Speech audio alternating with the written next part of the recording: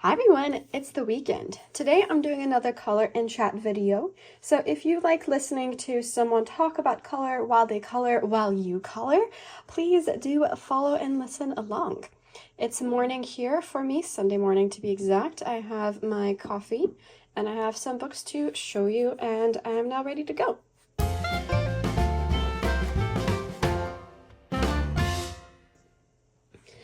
So February, I actually still have not completed a single page. It's the first time in years I've not done a single page in a month, but that's okay. I'm still plugging along and working on this one here, which I showed you all last time.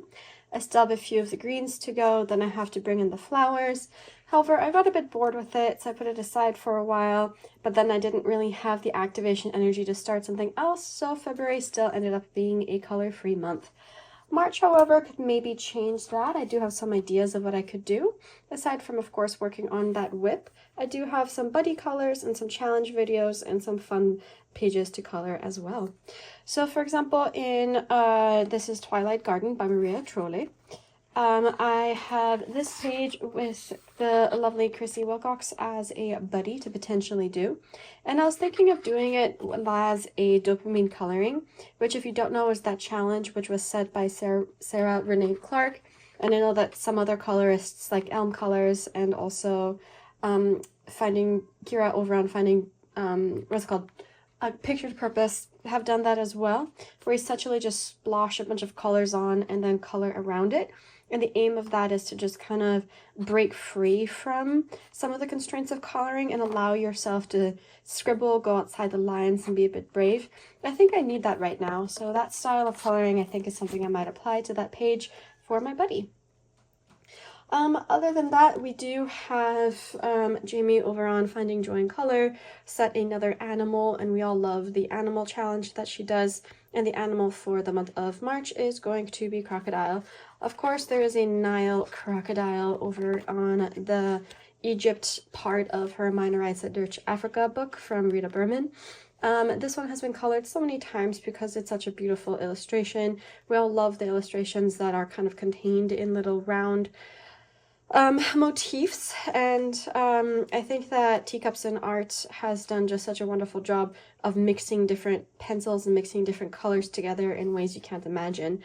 And so there's a lot of inspiration to be had for this particular page. And that also makes it a bit of a difficult page to choose because if you compare yourself to some of the phenomenal work out there, yours will always feel a bit short, but that's okay. No need to compare if you can avoid it. And just color for fun. Otherwise, a crocodile is, of course, present in Dark Fairy Tales by Kirby Rosanes with this buddy over here. And that is, of course, Captain Hook falling into the large time crocodile and Peter Pan coming in after him. So this is the other crocodile page that I have. And when I opened this book up and I quickly smelled it, it like... It smells good. I like the smell of this paper from Walmart. I guess it still has a new coloring book smell to it since I've not colored too many pages in it, just a few here and there. I think like 3 or 4 pages total is what I've colored so far in this book. So that's another option for maybe doing a crocodile page and bringing into Dark Fairy Tales. Other than that, we have Romantic Country, the second tale. I was supposed to finish this in February with a buddy group that's doing it front to back, but more specifically someone named Desiree in the group is on this page too, but I failed to even get started, as you can see. But it could be a really nice one for March because we have Jo over on Jordy Colors who has her fairy tales hashtag, and the fairy tale hashtag is something about growing a turnip. And so the themes with that revolve around garden and gardening. So I have a garden here, a vegetable garden, which would fit in with that turnip theme very, very well, and also be able to let me finish a buddy color and get working in my project book, which is Romantic Country, the second tale by Eerie.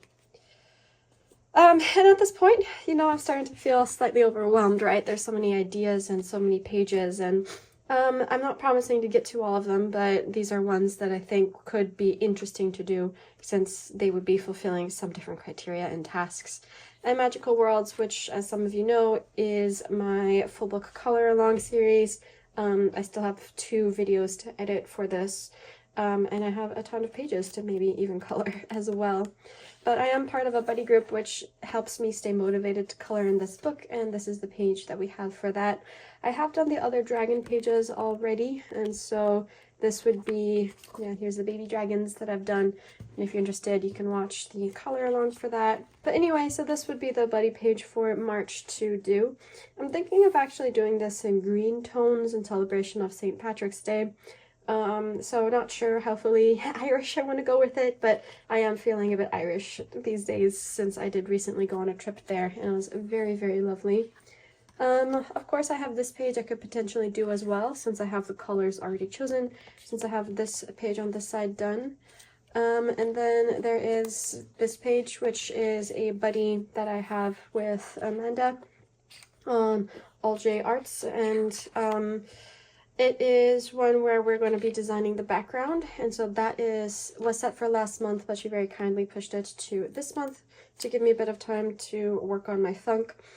And this is an old buddy group page from February, which I did not touch, so it's still on my list to do, right? You can still do a buddy page even if you kind of miss the deadline. Everyone will still support you no matter what.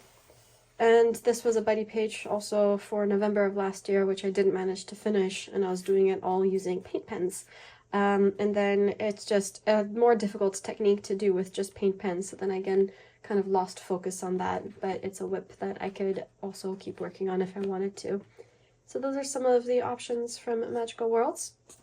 And then Life of Witches is a buddy group that I have as well, and so for this one, the page that we've picked for the month of March is this one here, which is a chicken page. There's someone named Candace. Some of you might know her as Happy Catastrophe. She loves chickens, and so when this page came up, everyone knew it would be picked because Candace loves her chickens. And then this is the page we're deciding to do for the month after. It was the runner-up page, but we're going to be doing this one in April because it has nice spring vibes with all of the lovely cherry blossoms as well.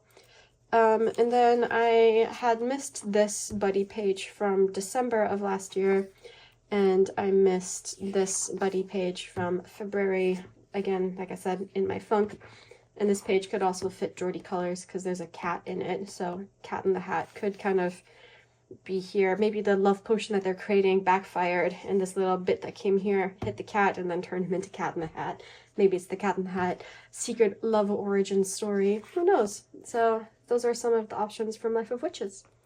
And finally, this book, Little Victories, or Mes Petites Victoires, with the French edition from the Marabout Publishing, with their wonderful creamy, thick paper, is one that I picked up last night, actually. And so this is the one that I'll color in with you and do my color in chat. And this is the page that I've been working on. All right, let's zoom the camera in and get started. Like any good piece, you do want to have a piece of paper to go behind it so that the force of your coloring doesn't leave too bad of an imprint. It always makes it a bit ugly to see in the lens, so maybe I'll have us zoom in just a tiny bit more here. But yeah, this is a random page in Small Victories that I picked up last night. I wanted to get back into coloring a tiny bit more, and so I saw a flip through of Inklings, and then I was like, I have this book, which is very similar to Inklings, being a Small Victories small book. And if Johanna created Small Victories for those who needed just like a quick win, I was like, actually, I'm someone who feels like I need a quick win now as well. And so what I did was I opened it up, and I opened it up to this page very randomly, and I was like, sure, let's go for it. And I'll choose these small little motif designs here because they're all quick wins. And then I decided I didn't really feel like shading at the moment, so I'm just going to do the background first. And I do like doing solid color backgrounds using paint pens. So when I opened up the different color sheets, I liked this shade of green, and it was a Posca pen this time, so I picked it up.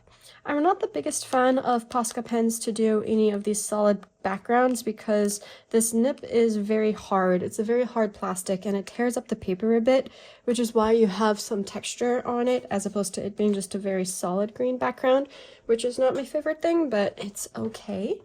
And then once I did that green, I was like, oh gosh, now I have to pick up a pencil and start doing these small elements, and then the dread started to come back in.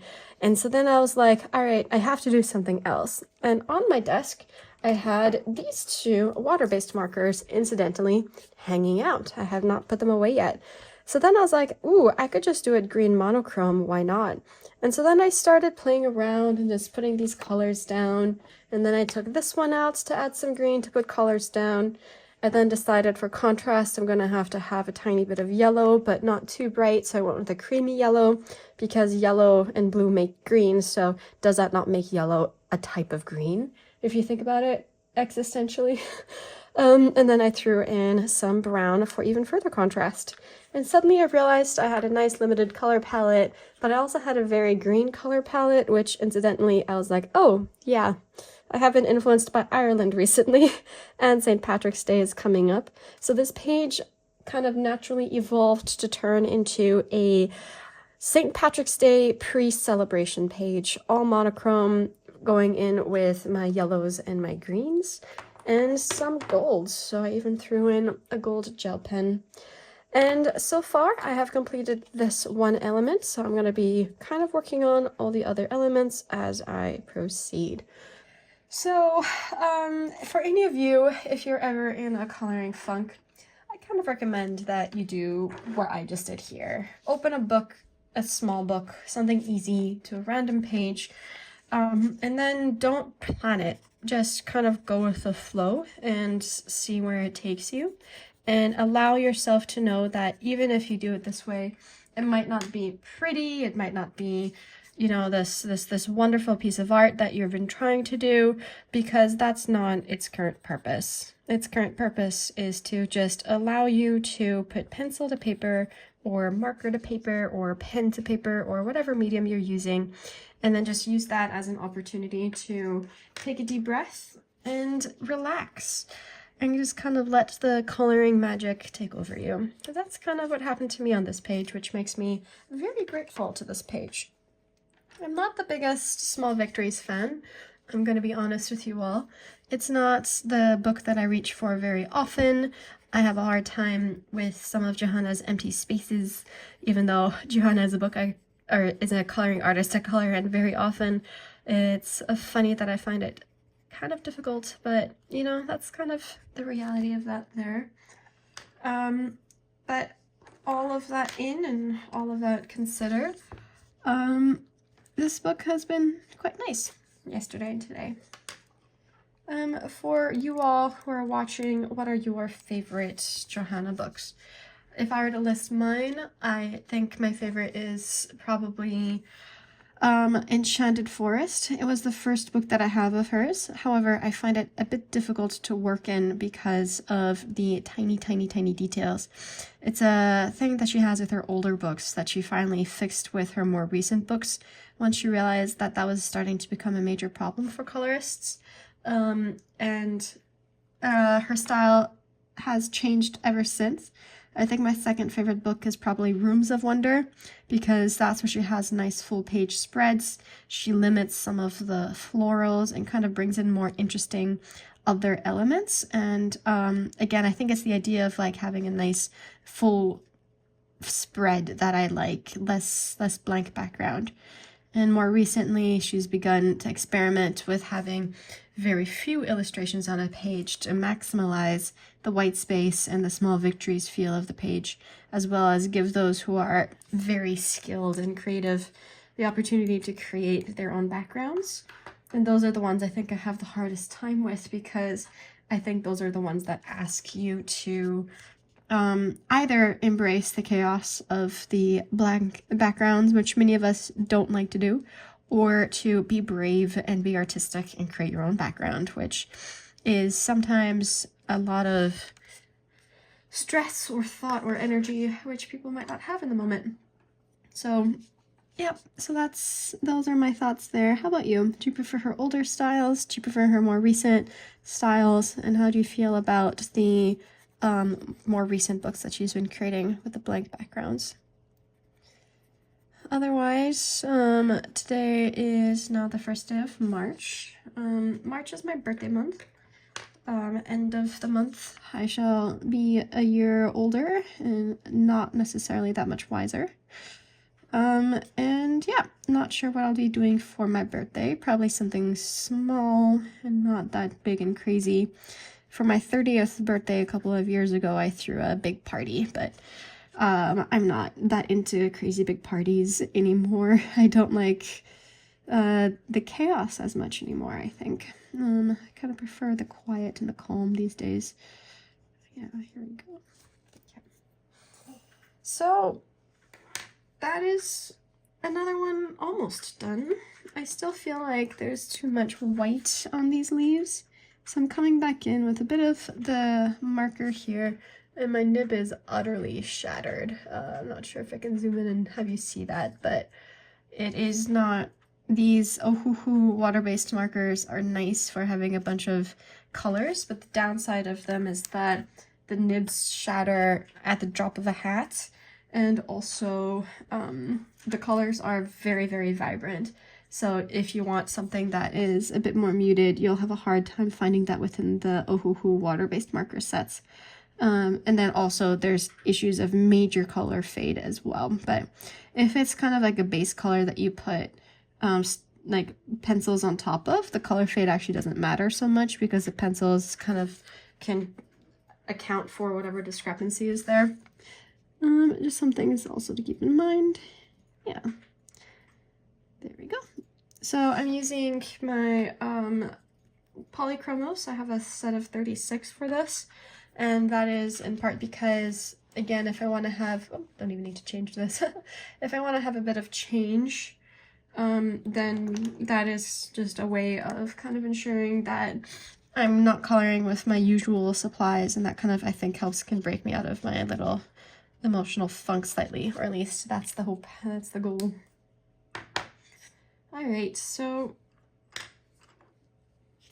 and Polychromos, I think, just on their own, are really hard to work with. They don't really kill the tooth of the paper, and unless you like that very, very light style, it's hard to kind of get that to burnish out, because it's a layering pencil and it's very hard, and I'm definitely not used to it. But I do appreciate using Polychromos on top of things which have some color on it, if, of course, the tooth of the paper isn't already broken. That's some of the potential issues there. Otherwise, I guess with my life, I don't know, I've still been feeling kind of up and down, still in a bit of a funk. I also, I think, had either allergies or a cold last week, and I don't really know which. Because I didn't grow up with allergies, so I've never been diagnosed with them. But pollen is high as a count in the air, and at the same time, students coming back from all corners of Europe or the globe from their February breaks are bringing back as well the different viruses and bacteria. So I either had a cold or I had a allergy last week at work, but I did not take any time off. I kind of pushed through, and went to bed early each night. Like, went to bed at like 9 one of the nights, and always around 10 the other nights, which has been nice to kind of catch up on some of the rest there. But it also means I have not necessarily been working out, so I don't like that, because it means whenever I try to come back into the habit, it's hard to pick up where I left off, because my muscles have deteriorated, as have, I don't know, my whole experience with working out. And so I'm gonna have to guess at the gym, when I go back to the gym, try to take it slow for the first few days, which can be a bit disheartening if you're trying to build muscles to feel like you're going back, but the reality is I will hurt myself if I go too hard too fast, because I tend to hurt myself very, very easily at the gym. It's one of my issues.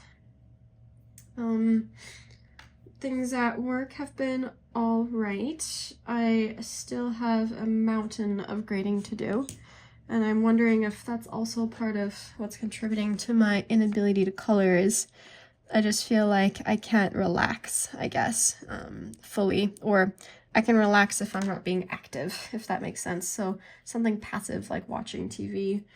I have had it's called grading. I have not had grading since mid-December, so it's now entering the 3rd month of having a pile of grading to do that's just unending.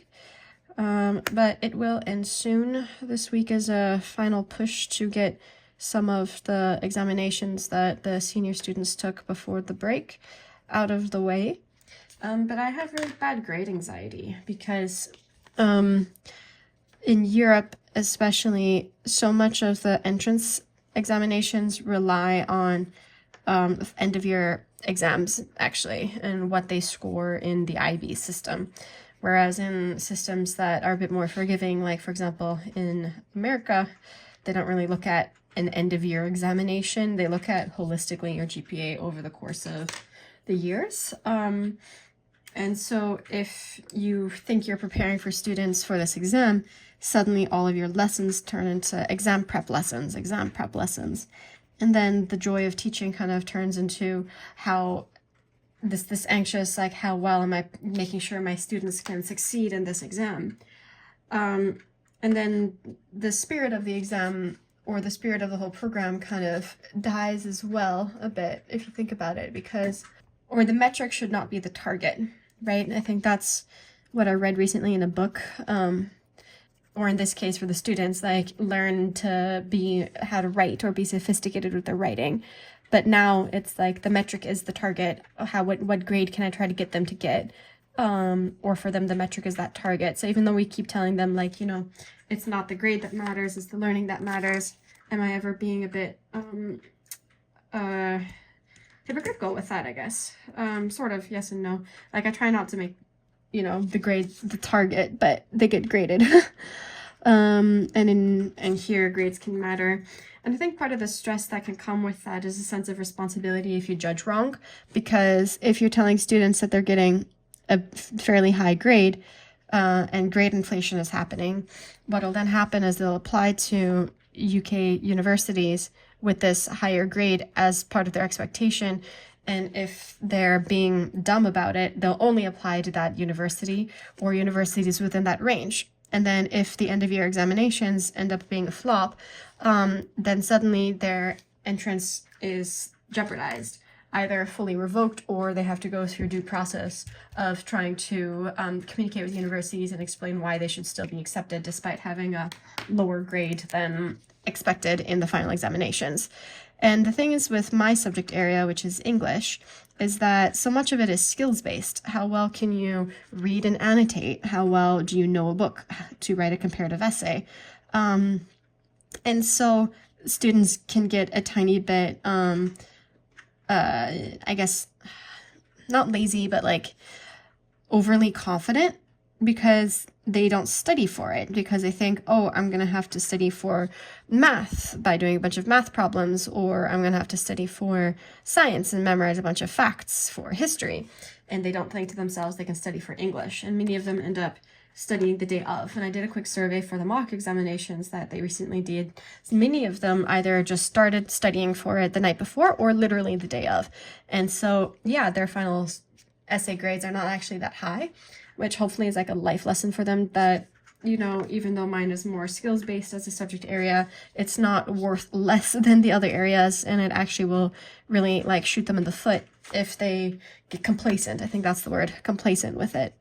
So then that's also been like frustrating to think of or deal with, that these students need to, like, the essay that they wrote is a comparative, I guess, between two books, and they don't know what the question is until the day of the exam, and there's 4 slightly generic universal questions, and they have to pick one of the 4 and write a full comparative essay in an hour and 45 minutes. Is it an hour and 45 or 2:15? Yeah, it's an hour and 45. The other exam is 2:15. That's crazy. Yeah, and so it's tough because they have to have quotes memorized. They have to know the 2 works well enough that no matter the question, they're able to answer it in detail. Also, not forgetting like craft, like all the symbols and metaphors of the books as well. And the books that they're comparing are books that are not fully similar to each other. For example, we're doing Persepolis by Marjane Satrapi, which is a graphic novel depicting a girl growing up in Iran during the rise of the Islamist regime in the 1980s, which is very relevant to some of the crazy events that are happening in Iran today, even in the past few days. And the other book is called The White Tiger, which is a book from India about a man of a lower caste. He's a Shudra caste, and he's called a sweetmaker in the book, and how with the extreme corruption of India, on top of the I guess like the values of the collective over the individual, and in this case, you know, the values of the family, the values of his caste and community, there is no social mobility. And so in the book, just kind of dealing with the rampant corruption that is keeping the poor poor and the rich rich, the main character ends up killing his boss. And that's not a spoiler. He reveals that in the first chapter. And the entire book is kind of going back in time to explain the events that led up to his decision to kill his boss and steal his money, essentially, and fake an identity and flee. And so the main character is not someone that you necessarily like. He's depicted as a product of his society. You know, he visits prostitutes. He's very crass. He's what we call in the literary field a picaro, which is kind of like a anti-hero who you still root for, despite having a lot of antagonistic qualities, because you have an understanding that he's a product of his society and that he's still better than the others who are there. And so when you're comparing these two very different works together, the comparisons you can find can be very interesting. So for example, one of the main things you can look at with a comparison between them is this idea of oppression. And another one could be this idea of valuing like individual versus the collective. To what extent do you put aside your collective responsibility in order to fulfill your individual needs and responsibility? Both of them are also coming of age novels. Both of them deal with themes of violence. Both of them deals with themes of justice and injustice. And so, and they also deal with, I guess one of them is more class issue and the other is more gender issue. But you can argue for gender for both books, because whereas one is very clearly about the subjugation of women in Iran, another one does have a lot of the subjugation of women in India from the point of view of a man who does subjugate women himself. So there's a lot to compare, despite the stories being very, very different. But in order to do those comparisons successfully, students need to know the books. And sometimes they quickly read the book once and then move on, and then their quotes are all over the place and inaccurate. And the thing is, IB examiners know these books. And so if you are saying things which are untrue, your examiner will catch that. And so the issue is like the students, some of them are great. Like some of them do such a good job just like memorizing quotes and understanding the books and the nuance of those messages on this very, very fundamental level. And others are a bit more general and might have used other tools to help them, such as the movies, which are deeply, deeply inaccurate to the book, or ChatGPT sometimes, which is very generic, and therefore their responses become very generic. And so yeah, so there's that to kind of like navigate and deal with and kind of remind them that you have to read this book multiple times to the point that you know the book back to front. Like, you need to know the book well enough that you can teach the book. And that requires an amount of time and energy that they don't really have at the moment, or they're not willing to invest in the moment. And so yeah, trying to get them ready for that is a bit tough, I guess. But there are other exams that they can take as well, which could boost up their grade if they like. But yeah, so that's what I've been dealing with this week, is reading their comparative essays and coming to the realization that all of my senior students need to reread the books. And so my solution to that is we have 90-minute class blocks. I'm having them spend the first 20 minutes with quiet independent reading, which I think can help them because it literally builds into the class. You must reread the books. And then of course it comes with various levels of minor pushback. Like some kids are great and they'll pick it up and read, and other kids start opening the book randomly in the middle and then staring at it because that's the expectations. And then that's when the conversation happens, like, you know, you are going to graduate in 3 months, and in 3 months, you are actually no longer going to have another person tell you what to do for a while, because in university, they don't care, right? They don't care if you do the work or not do the work. If you fail, you fail. They don't care. Their job is to do their job, but that does not include coddling you or babying you, because you are officially and technically an adult. And so just the transition for some of these kids to university then becomes something I'm worried about too, because being able to handle that responsibility of taking ownership or feeling empowered to take ownership of their own lives, when often they've kind of just relied on you telling them what to do, like, you know, waking them up in the morning if you're a parent, or if you're a teacher, chasing them down if they haven't done the work. Like, no one's going to chase them down if they haven't done the work in university. And so then there's those conversations with the students as well, in terms of like, you need to start taking ownership over your life, and you need to start remembering that you're the one who's going to be in charge, and your decisions matter, and your decisions are going to have an impact. And so those are then some conversations that you have too. So I guess as a teacher, what I'm trying to say too is like, it's not just the grading, right? It's also in some cases like the fostering that you're trying to do, or the not really parenting, but there is some elements of life lessons, I guess you could say, that are thrown into with the teaching, that you have to keep in mind.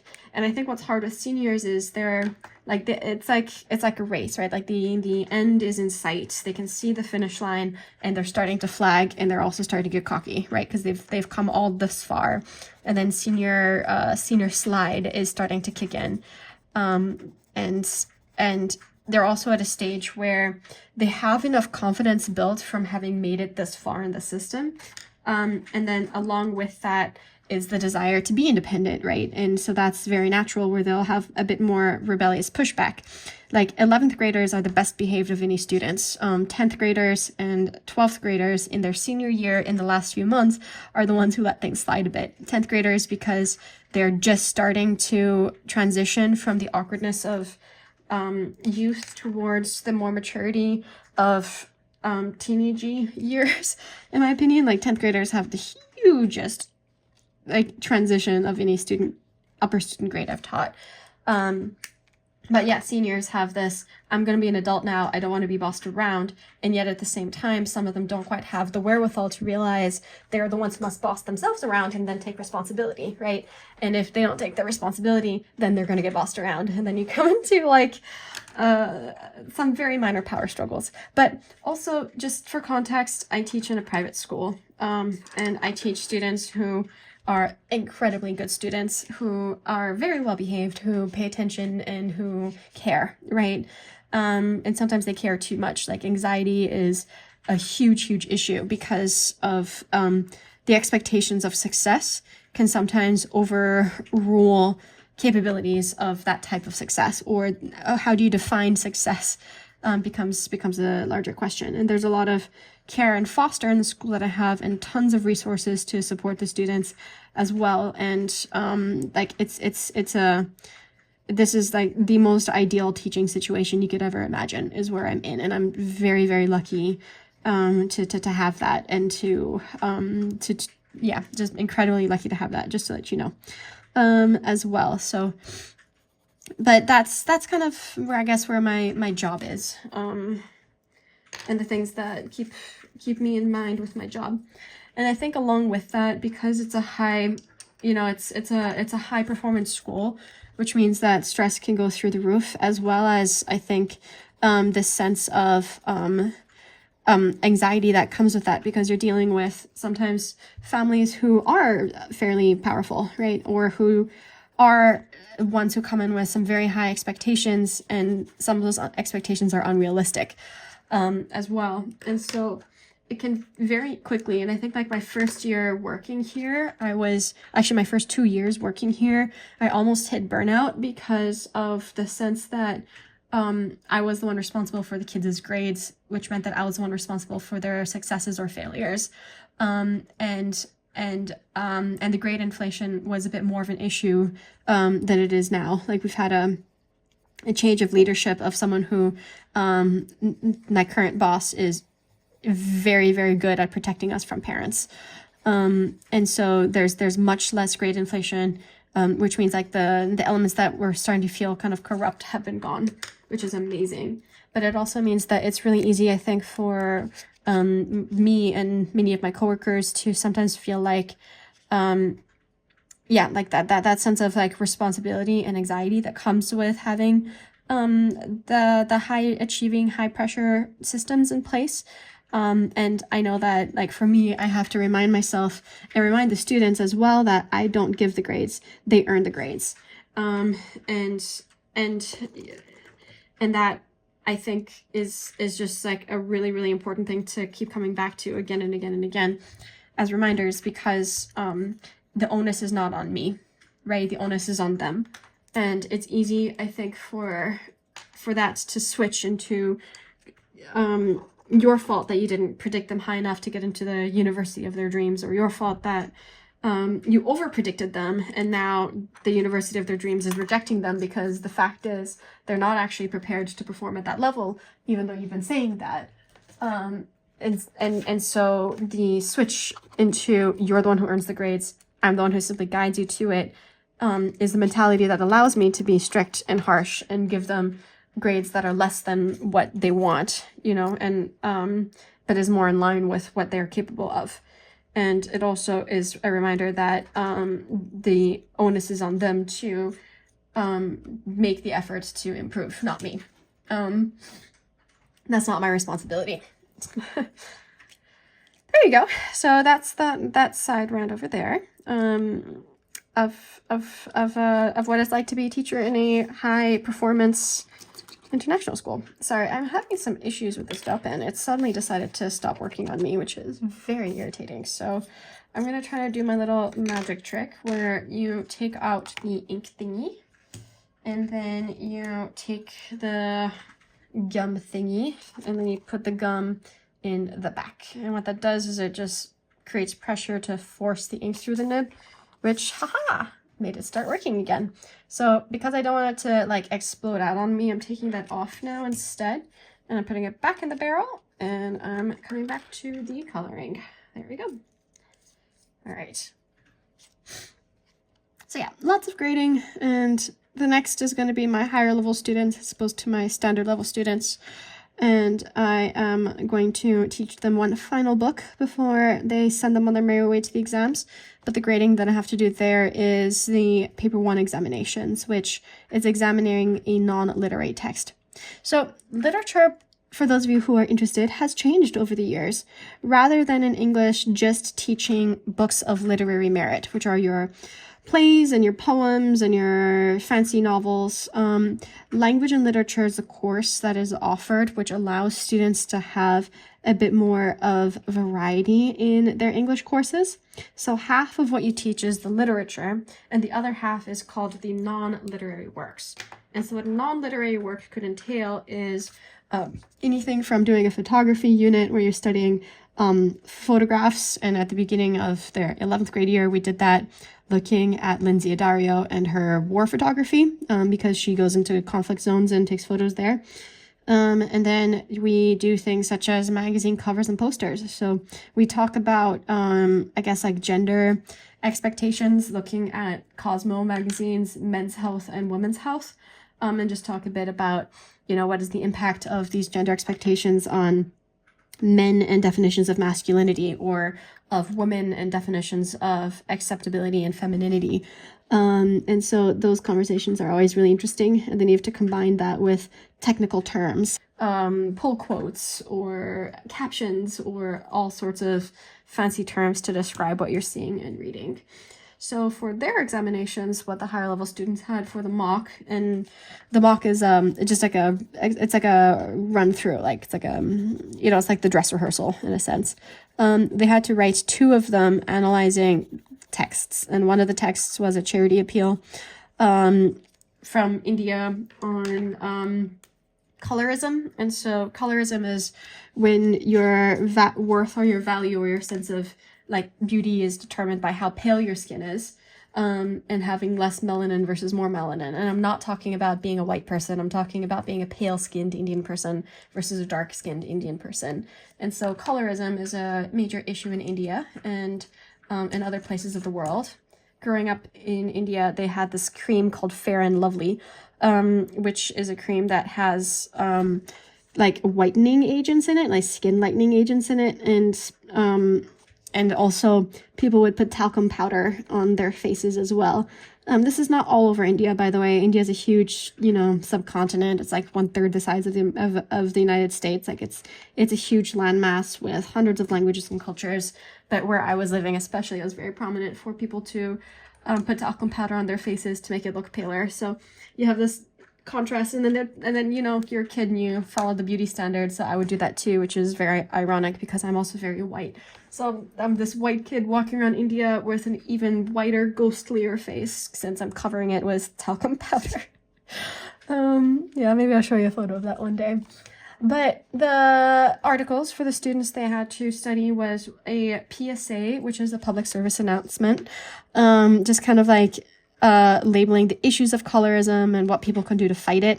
One of those like articles that have infographic and information in it, which both informs and persuades people.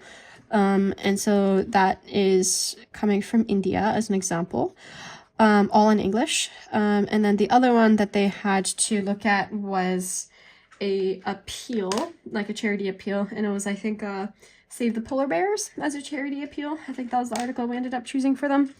So multimedia. And so now I want you to imagine, like, if you're in high school and you don't like reading books, would you be interested in these kinds of courses? But then at the same time, would you be interested in like analyzing, a web appeal and explain the ways in which persuasion is used in a Save the Polar Bear or Save the Tiger or Save the Chimpanzees kind of charity appeals. So you have to kind of look at so many different terms to analyze as well, and so many different things to kind of pay attention to. So it can be a bit tricky as well, especially since you have to use a lot more technical terms where you're analyzing both the literary and the non-literary elements. So non-literary element would include things such as layout, positioning, any photographic terms to describe the images and icons, or if it's genre-specific terms, then you'd have to use genre-specific terminology. For example, if it's any comic strip, because sometimes they can even get a comic strip too. I think once there's like a Calvin and Hobbes comic strip for an examination, or as a specimen examination that they gave. Then they need to learn things such as gutter and panel and types of transitions. So the technical terms that these kids have is very sophisticated. Or even things like advertising techniques, right? So one thing they can look at with advertisements if they want to is the ways in which persuasion occurs, and you're going beyond the ethos pathos logo. So you're going beyond persuasion because of credibility or persuasion because of logic use. You have to go into more specific things. So how are they trying to convince you to buy their product? Because that's what every single advertisement does, is it creates a need that you may or may not know you have, and then it promises to fulfill that need. So then they have to kind of think critically about those as well. So things such as card stacking is a term used to describe how you will list all the positives and conveniently ignore the negatives. And so that's card stacking. That's the technique that they have to use. Or bandwagon. There's a phrase in English that says, get on the bandwagon. And what that means is you need to kind of like join in or you'll be left out. So like FOMO, I guess, the fear of missing out, technically is how the bandwagon works. Like, don't be the only one who doesn't do this. Like, don't be the only one who doesn't use this product. Don't be the only one, even in the coloring sphere, don't be the only one who doesn't use polychromos or Prismacolor pencils. It's the bandwagon advertising technique. And then what else do they have? They have glittering generalities. When you have these like grandiose general statements of how great something is, that's called a glittering generality. I guess And again, it comes back down to different fears as well. So the need for inclusion, the need for affiliation, the need to nurture. That's someone named Jib Fowles, who wrote a list of like the 15 needs that advertisements fulfill. The need for sex is one as well, right? For all perfume ads have to do with how sexy and attractive you are. Like, that's the purpose of perfume, is to attract a mate, apparently, or hold on to your mate. And it's kind of interesting if you think about it for perfume. It's like, is there any other reason for perfume other than the need to be attractive to someone else? According to these ads, nope, that's the main goal. And if you don't wear perfume, you might not be attractive, and that seems to be the terror of being unattractive, is how perfumes sell. Yeah, there you go. So those are some of the things that I do and I teach. So the next book that I'm going to be teaching is called A Doll's House by Henrik Ibsen, and it's written in 1879, and it's a Norwegian play. And the play is very, very, very frequently taught, which makes it a bit of a risk to teach, because if it's very frequently taught, then the end of year examiners will have read it and will know it to a T. So if a student messes up a fact or mess up a quote, the examiners will know and then mark them down for that. But at the same time, it's such a powerful play as well, because it deals with, I guess, women's emancipation in 1800s. And it was a play that was very, it like shook people. He was asked to change the ending at one point to allow the play to be performed. I think that was in Germany. But thankfully caused enough outrage that he was allowed to go back to the original script. But it's about a woman who, in 1800s Norway, and this, by the way, is when women were not yet emancipated. So women were considered legal minors, which meant that they had to be under guardianship of a male. And that also meant that any financial document had to be co-signed by a man. And so the story follows a woman who took a loan from a man, like a private loan, to get enough money to take her husband on a trip to Italy, because he was facing burnout from work, and she was worried that his health was declining and that he would basically die from overwork. And so she forced him to take a year off and had pretended that the money came from her dad, when in reality she took a loan for it. But she never told her husband this, and her entire marriage, and in fact her entire life, she's just been playing the perfect daughter or the perfect wife, being like ditzy and flouncy, and he would call her things like Squander Bird and My Little Squirrel and all sorts of pen nicknames that are very infantilizing. And then the story kind of escalates to the reveal, right, where she could no longer keep the fact that she did this highly illegal and immoral thing, which could ruin reputations, and then it came out. And so the act of ruining a reputation nowadays is like whatever, but back in the day it is highly destructive, because you could lose your job over that, you can lose your friends and circle over that, and essentially you go into penury, like you go into poverty, because if you don't have a reputation, you're not to be trusted, and if you're not to be trusted, you're essentially ostracized from society to great detriment. And so because she did something that was considered highly immoral, and not just illegal but immoral, there's this whole question of, should she even be a mom anymore, because will she spread her evilness to her children and corrupt them? So is she no longer allowed to like raise her own children in her own household? And is this like an anti-Christian thing that she did? Which, you know, nowadays you're like, whatever, we kind of understand her motivations. She wanted to save her husband. But in the context of the historical context of the play, it's like this really big bad thing that she did. But the reason that the play turned into like a huge controversial hit is that when the husband found out, his immediate reaction was to tell her he no longer loved her, and he yelled at her and called her all sorts of awful things. But then when the man who was blackmailing her for the money wrote and said that he forgives it all and he's moving on and he's sorry to do that and he's not gonna, ruin their reputations, the husband's like, oh, wife, I forgive you for what you did and I love you and let's move on. And then she has this realization that as a husband, he actually failed her.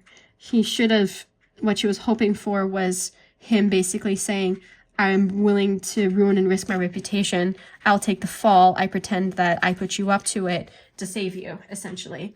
And in doing so, kind of like prove his love for her.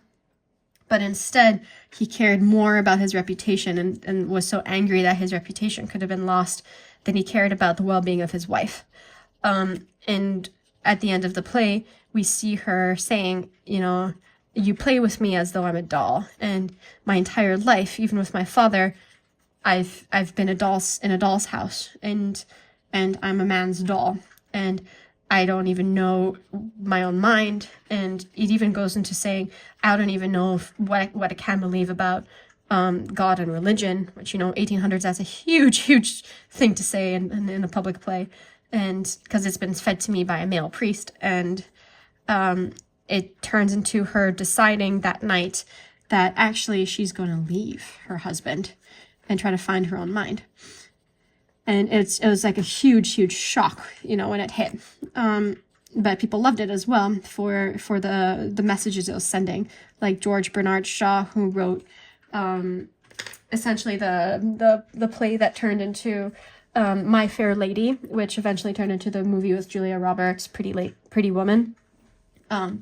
You know, he loved it. He ate it up, as did W.B. Yeats, who was a very famous Irish poet as well. Loved it as well. And so it's very powerful in the sense that you have a man writing about women's empowerment from the 1800s. And I think what I like about the play too is that there's this really nice line where he basically told her, I'll do anything for you, but no man can, you know, give up his honor for a woman. And then she, in response, said, thousands upon thousands of women have done for the man.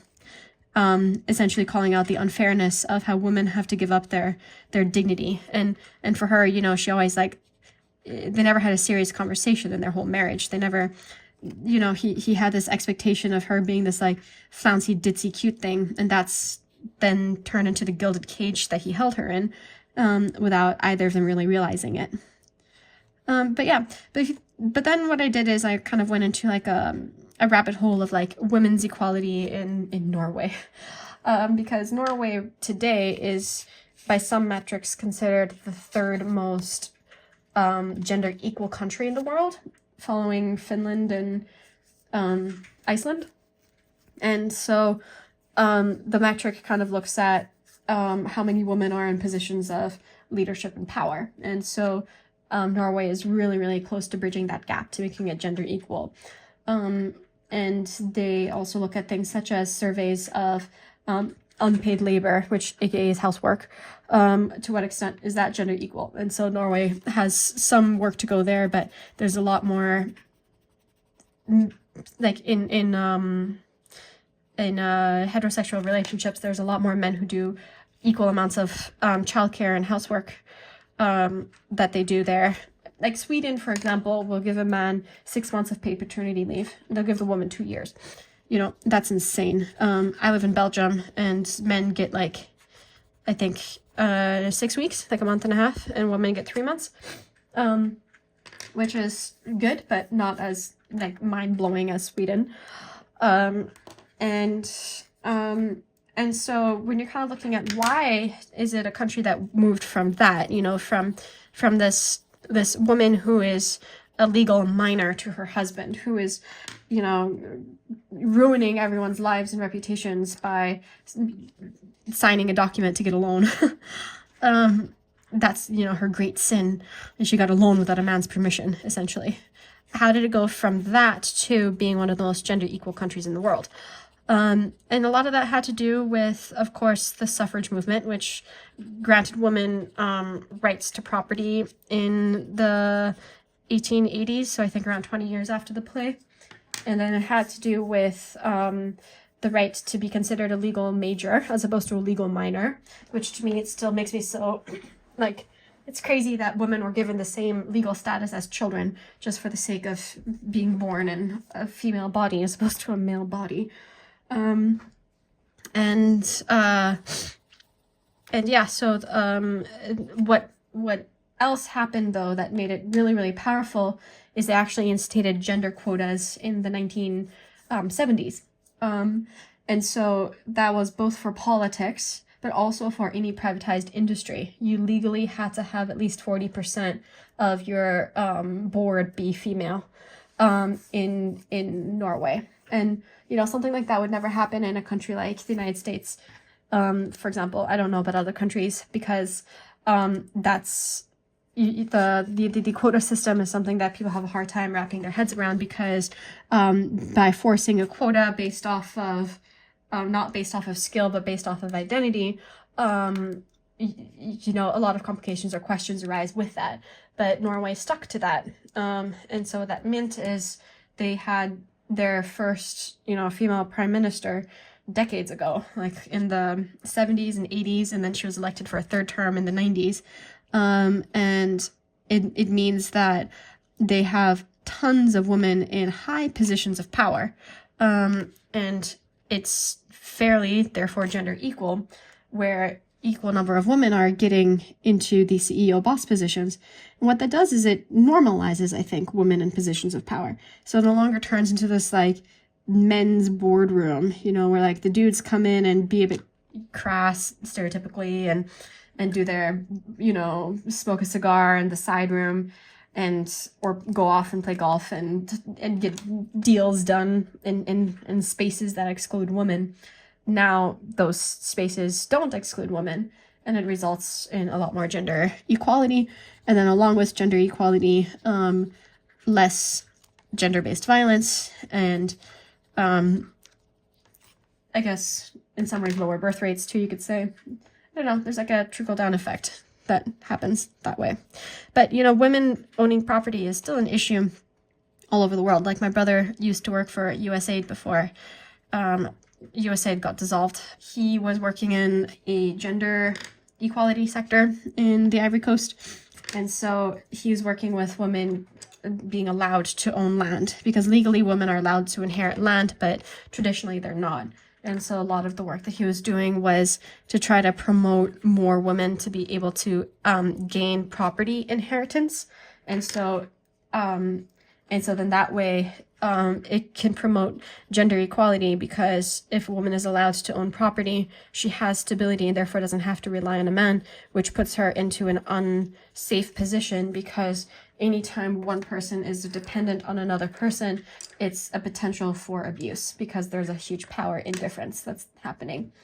And so, yeah, so the fact that, you know, in the 1880s and the 1890s, Norway granted women the right to own land, but we're now in 2026 and there's still places in the world where women are not allowed that right. But we see through historical evidence that the rights to property, not just the right to vote, but the right for property, the right for monetary and financial independence, is one of the huge reasons that gender equality can progress rapidly, is freeing women from that dependency. All right, there you go. So that's my, sorry, I feel like I'm turning into a teacher today. I'm just like talking to you guys. Welcome to what some of my classes could look like. To be fair, actually, I don't go on these rants when I teach, because I'm very aware that like students are sitting all day long, and I never want to be the teacher who lectures as opposed to the teacher who allows for more action to happen. So these kinds of lectures, I normally look at the clock every time I'm doing it, like constantly, and I limit myself to only 20 minutes. Because yeah, like I said, kids need to move, kids need to do things, they need to be in charge of their own learning and produce, as opposed to just sit back and passively listen. But you are my captive audience if you're still here as I'm working on this page. I'm really loving doing this, by the way, last week and this week. It's funny that it's actually so much easier to color, because now I'm no longer really paying attention to what I'm doing, I'm just coloring. And that allows me to get more done than I would otherwise, where I'm more easily zoning out, or I'm, I guess, yeah, just not really paying attention, and then get bored and then stop coloring. Because like now I'm almost done with this page. It's crazy. And I've not taken a break, and I've not needed to. And that's because I'm easily distracted with me talking. Waffling on, as I say in the UK, which is fun. All right. So I just have this key and then these 4 buddies left, and then I'll zoom out and I'll show you guys the page. It's been very fun to do. I also love being able to just like add these little gold details. And there's something nice to think about having a limited color palette, which allows you to just color without worry.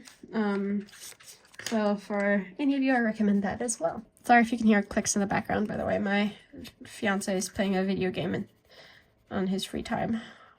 It's kind of like our Sunday chills is he would often game, or he's a coder, or he would code, and then I'd color. So then that way we're like asynchronously hanging out in a way.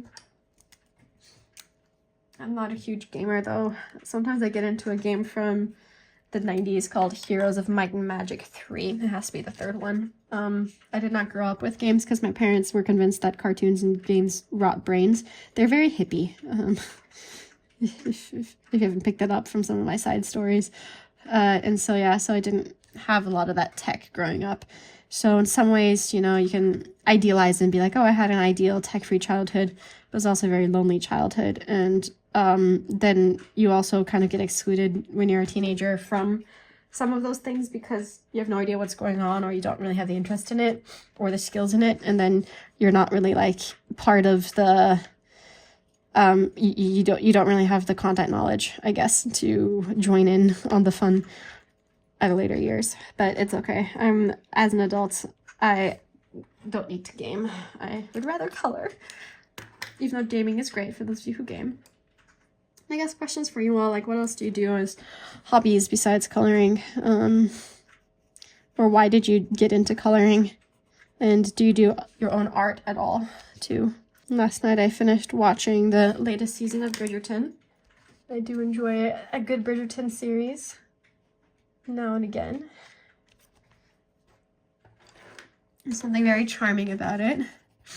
But in this one, my fiance and I were arguing about how feasible is it that he managed to like get away with marrying a maid even though she had noble blood in her, being an illegitimate child. And then how the fact that like the mom was so supportive of them, was that realistic too, you know, because it did have a lot of ramifications like they were mentioning. If he would choose that, then in order to save the marriageability of the other unmarried sisters, they would have to essentially cut him off, not just from the finances, but from interactions with the family, and like severely limit it for many years. And that would be one of the consequences. But yet in the show, they all managed to get away with it because of dowry stuff. But then it got a bit confusing in the end of the sorry for spoilers, by the way, but it got a bit confusing at the end of the show where suddenly like she was given the name of her father, even though she's an illegitimate child. And my fiance Kevin was saying, you know, the guys who check lineage and heritage and stuff would have a field day if that were the case. But to me, I guess I kind of feel like maybe what would happen is he just wouldn't inherit any titles, and like his children would be of noble birth because of him, but they wouldn't necessarily have rights to any titles. So they would be untitled gentlemen, and then that would be the sacrifice that was made. But in some ways, they would have been untitled gentlemen anyway, because he is no longer the runner-up heir for the Viscount position, since his older brother had a male heir. So he's just going to be Mr. Bridgerton and not really Lord Bridgerton. And so in some ways, does that equalize their relationship a bit for that? But I was also thinking to myself, like, it'd feel a bit odd too if you're one of the servants in the household because suddenly your coworker became your boss.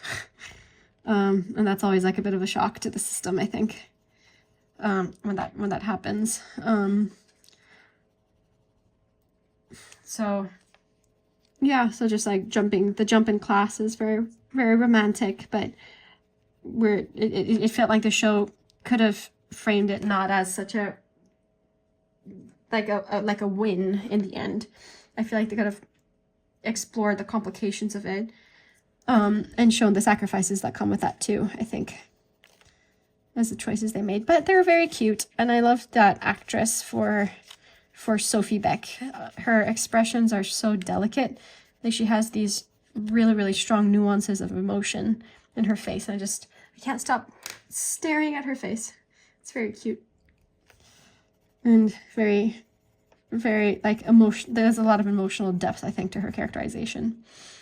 And to the performance as well. Just a lot of emotional depth to that performance. Which was lovely to watch. What shows do you guys like to watch? Or what? Do you like podcast? Do you do other things? All right. Here we go. I have 2 more left, and then I'm done with this page. So exciting. And I'm going to make this dark green as well. And then take my indigo blue, which I use as my shadow color as opposed to black. And come around that. And then take my white. So I have my Jelly Roll white that I've taken out, and then I plug up the back. Because what that does is it allows the ink to come out a bit more forcefully. Otherwise, these gel pens get clogged. And normally I would just be using an acrylic paint pen instead, but the nice thing about the, oh, that should be a light green because they are sort of seeing it through the glass. Then the downside of the acrylic paint pens is that the ink is always so thick, you know. And the nice thing with the gel pens is that you can get like a bit of a thinner line. So I think that's one of the joys of it. Okay, I'm just kind of like black that out. And come like that. All right. Another one down, 2 more to go, and then I'm done.